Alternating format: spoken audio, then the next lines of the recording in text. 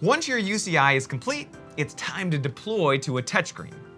With a single button, you could deploy your UCI to any number of Q-SYS touchscreens, iPads, iPhones, tablets, or Windows PCs, or you could deploy hundreds of different UCIs to touchscreens across your entire enterprise. First things first, as soon as you add a user control interface to your design, you may have noticed a notification in the top menu, as well as in the design inspector, that indicate that your design incorporates a feature that requires a feature license. In the inspector, you can see that the UCI deployment is listed under Licensed Elements. When you save this design to the core and run, it will check to see if the core has a UCI deployment license. To learn more about the Q-SYS software license, please watch our tutorial videos on how to add a license to your core processor. Once your core is authorized to deploy UCIs, doing so is very simple. Let's look at the Q-SYS touchscreens first. Now, Q-SYS makes a variety of touchscreens in different sizes and formats, including tabletop and wall mount versions. Since these are networked Q-SYS peripherals, they need to be added to your design's inventory. Like any other inventory item, make sure that their name in their properties match the name of the physical device, which you can find using the configurator tool. Then take a look at the UCI property of this device. By default, it displays the inventory status UCI, which is that generic status page for our inventory items that we saw earlier. To change this, simply select your own custom UCI from this drop-down menu. The next time you save this design to the core, it will tell the touchscreen to display your custom UCI. For wall mount models, make sure to select either landscape or portrait. And you may notice that you can choose the flipped version of either of these if you realize that the device was installed upside down. Now, in some cases, you may want a touchscreen to have access to multiple different UCIs, perhaps depending on a user's logon code. In this case, you're going to want to change the UCI assignment property. In static mode, it will only display the single UCI that you've assigned. But in dynamic mode, this UCI assignment can be changed while the system is running. The selection point for this UCI now moves from the Properties panel into the touchscreen's Control panel. Let's drag the touchscreen status control component into our design to see this, and we'll save this design to the core. The Status tab shows us the health of the device, and the Configuration tab gives us a few more options. Since this UCI is in dynamic mode, you can see that I can change which UCI is displayed by using this drop-down menu here. You can do the same thing to manually change the page control. This means that you can put these fields into the UCI itself as an additional method for navigating the UCI.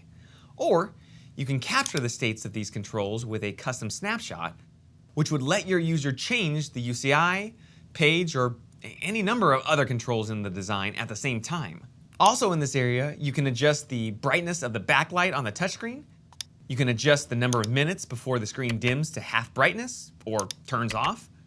You can manually trigger these states, and you can also disable the pop-up number pad. Certain controls like gain knobs give you the option to enter an exact value with a pop-up keypad. But if you prefer to deactivate this option, this button will do that. For Q-SYS touchscreens, that's pretty much everything you need to know. Next, let's look at your iPhones and your iPads. For these devices, you're going to want to first install the free Q-SYS Control app from the App Store. Then, connect your device to the same wireless network that your Q-SYS system is on. Now you'll see a list of all of the available UCIs, and you can select which one you want to display. Remember, if you don't want a certain UCI to be listed on this screen, change its private setting to yes.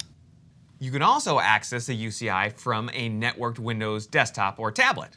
Again, you'll need to install a free software to do this. In this case, it's the UCI Viewer application. This application comes zipped as a separate executable file when you download the Q-SYS Designer software.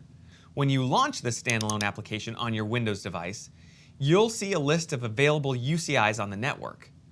This program has a couple of extra buttons to collapse the side panel, enter full screen mode, the top menu bar, etc. You can also right-click to select each of these modes. Using the Q-SYS Control app or the UCI Viewer software gives you the advantage of selecting any UCI on the network.